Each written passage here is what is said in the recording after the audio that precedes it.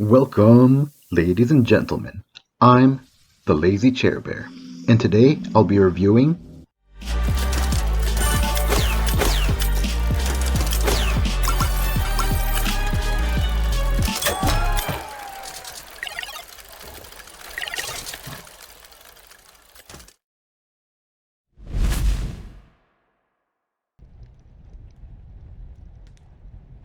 Alright, before we get to that, if you already know the deal, then you can use this timestamp to skip ahead. Otherwise, if you're new or you just like the intro, then sit back, relax, and enjoy the show.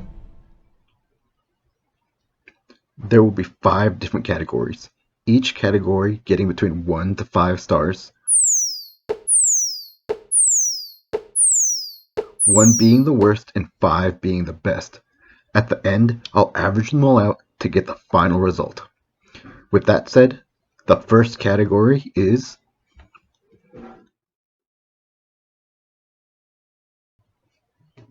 graphical style.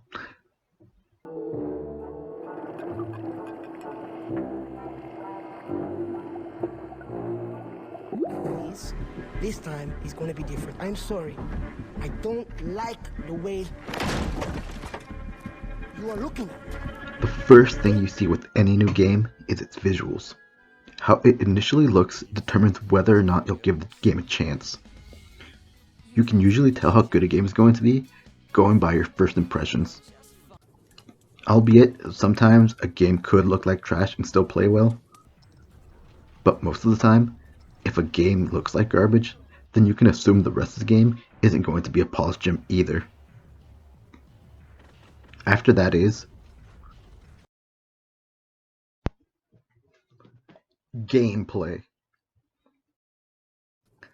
The gameplay is the meat and potatoes of any game.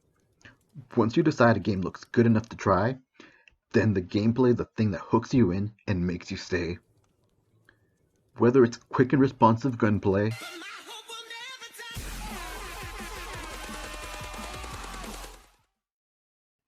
challenging bosses,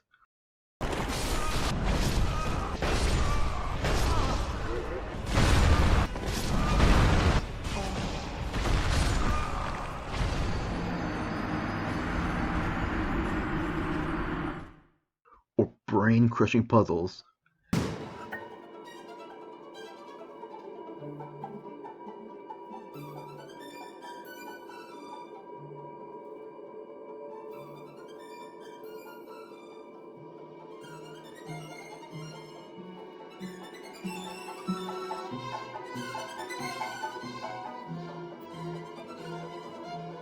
the gameplay is the core of any good game. Up next is the story. Stories in games are like a nice glass of fine wine. It's not necessary for your meal, but it sure as hell makes it a lot better.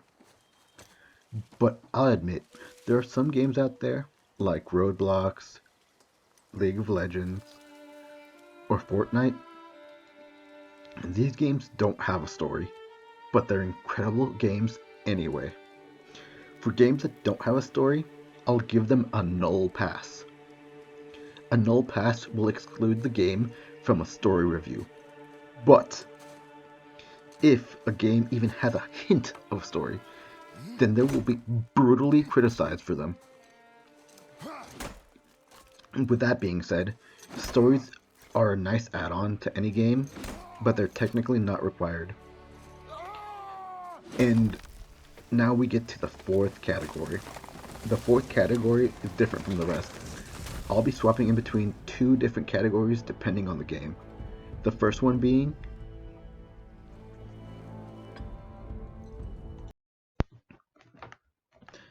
replayability. Replayability is a fundamental aspect to all classic games. From the oldest games like Dice, Hey! You're a wily one, all right. chess, Watch watch. G4. Get the bishop out. I'm just gonna play simple chess. I'm just putting my pawn in the center of the board. Nothing Okay. secret. I move my. She's not gonna see this fucking coming.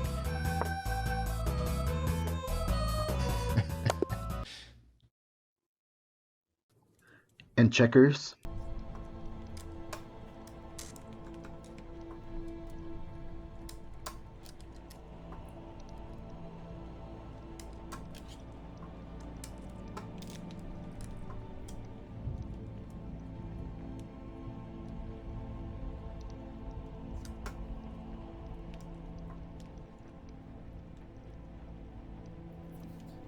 To the newest released AAA video game. Make the kick send these rice farmers into the stars! So much for quadruple A, huh? Games must keep you coming back for more again and again. There are also some games out there that break these molds. These types of games instead will be judged by their memorability.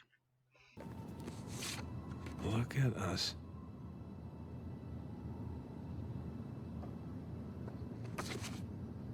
Story-focused games like Detroit Become Human, The Last of Us, or Final Fantasy VII Remake.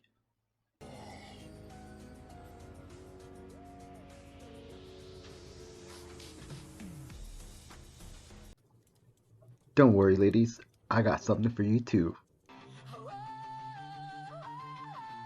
Coursed games. What the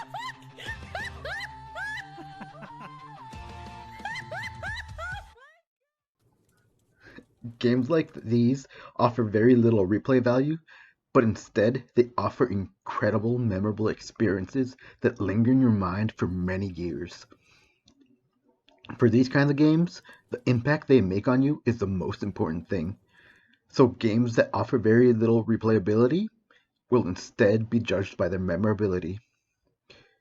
And finally, we get to the last category.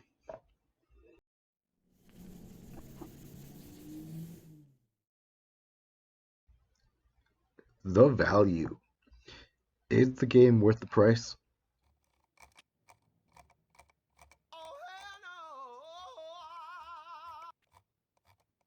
Is it riddled with microtransactions? So we can make a reasonable assumption as to how much it costs to max your account, like these specific Giga Whales. And that number is $391,000. Again, in ideal conditions. So it's not crazy to assume that they've spent over $400,000. Am I getting my money's worth out of this game?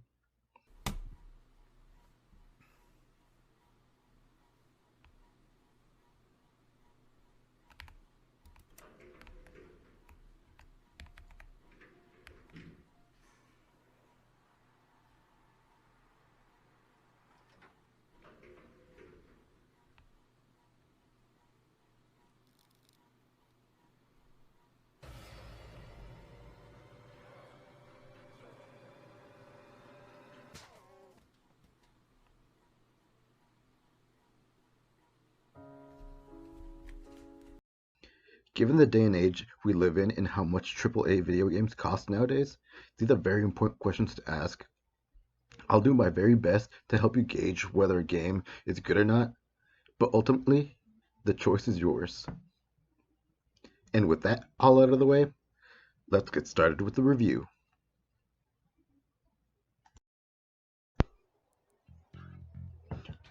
Slots and Daggers is a slot machine-like game, but that's as far as that connection goes. It infuses the slot machine gaming mechanics with precision timing mechanics and strategic item acquisitions. Slots and Daggers creates a unique gameplay loop I've never seen before. It's a breath of fresh air I never knew I needed. The only other game that I know that is even remotely similar to Slots and Daggers is Clover Pit. At the beginning, you'll get 3 items, a sword, a shield, and a coin. Only these 3 items will be rolled in the slot machine. With some proper timing and some patience, you'll be able to correctly roll what you want to get every time. If you end up rolling 3 of the same symbols, you'll get a crit. Crits also do different things depending on the items. Most of them just do triple damage, but there's a few out there that do unique things. The way to find out what a crit does is to hover over it in the item store that appears after you beat an enemy. There are also some items that have their own unique timing mechanics, like the big sword. Whenever you max out a mechanic, it guarantees a crit. With some patience and some practice, they can also be triggered consistently. Swords and Daggers' unique gameplay loop is a really novel concept, making it an extremely fun experience. When I first saw Swords and Daggers, I was instantly intrigued. Its gripping, pixelated graphical art style hooked me in instantly. Its art style is similar to Octopath Traveler, albeit it's not as clean as Octopath's, but it's still pretty close. The only thing I didn't like about it was the lack of enemy animations. The enemies are just a PNG that twitches up and down whenever they take an action. A lightning bolt at your health bar for magic damage, or a sword attack for physical damage.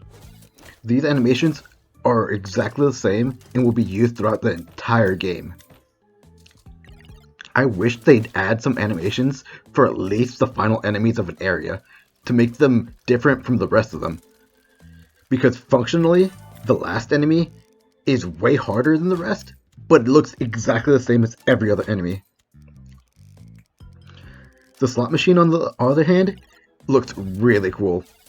From the smoke exhausts it emits whenever you hit a crit, to the blinking lights that charge as the enemy is attacking, the slot machine has so many animations to it that makes you really want to focus on it.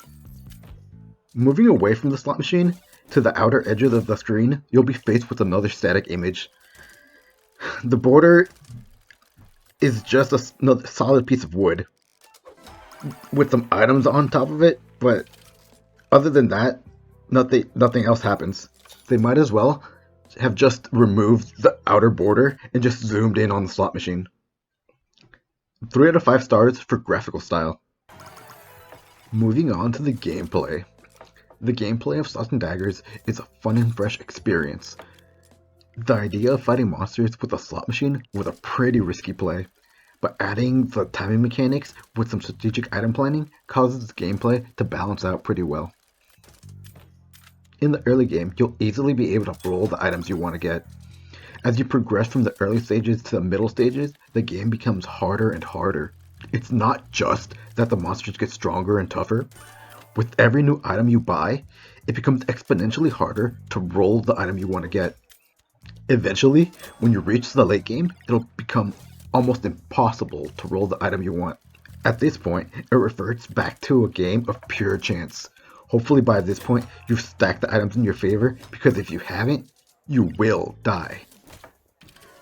And when you do die, inevitably, because you will die quite a few times, you'll get sent back to the modifier shop. With every enemy you defeat, you'll receive some casino chips. With the chips, you'll be able to buy some upgrades in the modifier shop, and after you get some modifiers under your belt and unlock some new weapons, you'll be ready to beat the game. Overall, it's a really fun experience and has an enjoyable gameplay loop. 5 out of 5 stars in gameplay. And now, on to the story. The story of Swords and Daggers is pretty sporadic and nonsensical. As you progress to new stages, you'll run into other people and they'll give you a short monologue about some Battle of the Hun. Because these people only appear after 2 or 3 stages, it makes you completely forget what they said. Just to remind you, each stage has around 7 battles, so by the time a new person talks to you, you've already fought around 14 to 21 different enemies. It made me just want to skip the dialogue and get on to the next fight. Not to mention that all of them talk in cryptic ways, making them even harder to understand what they were trying to say. I think they were trying to shroud their story under a veil of mystery, but that didn't work. By the end of the game, I honestly didn't even know what the story was about. They should have gone with something more simple. If they had made you out to be the greatest gambling knight of the kingdom, and you were tasked to defend your homeland against an invading force, that by itself would have earned it a decent rating. If they had took it even further and added some twists and turns to the story, like your second in command dying while protecting you at the end of the game, or something like that, it would have easily gotten full stars. But because they didn't do that, and instead they tried to be all mysterious and failed, I'll give the story 1 out of 5 stars. For this game, I'll be judging its replayability. This game is on the shorter side. I'd say around 5 to 10 hours of playtime. If you play the arena mode after you beat the campaign, you'll get another few hours of playtime, but honestly, after you develop a winning strategy, the game becomes a cakewalk. And after that, there's really no other reason to play it again. And so I'll give it a 2 out of 5 stars in replayability. And finally, we get to the value. Slots and Daggers cost $7.99 USD. It has no microtransactions, and for a small indie game with 10 hours of playtime, it's a fair price. 4 out of 5 stars in value. Alright, it's time to do the final calculations. 3 stars in graphical style, 5 in gameplay, 1 in story, 2 in replayability, 4 in value. After doing all the math, I get...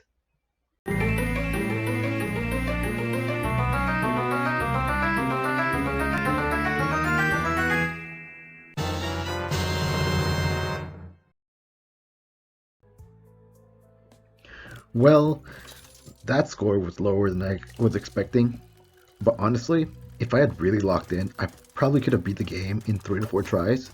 Once you get the timing mechanics down, it's a pretty simple game. So would I recommend this game? If you're short on time, bored, and have a spare $10, then this game's not a bad choice. But I would still recommend Clover Pit over it. Clover Pit has a similar playstyle, is longer, more addicting, and has a better story. It's also $9.99 USD, so it's similarly priced too. If you've already played Clover Pit and had a blast playing it, then I can guarantee you'll also enjoy playing Slots and Daggers. And that's my review of Slots and Daggers. Like and subscribe if you enjoyed the video, leave your comments down below, and as always, thank you for watching. And now it's time for me to sit back, relax, eat some honey, and pass out.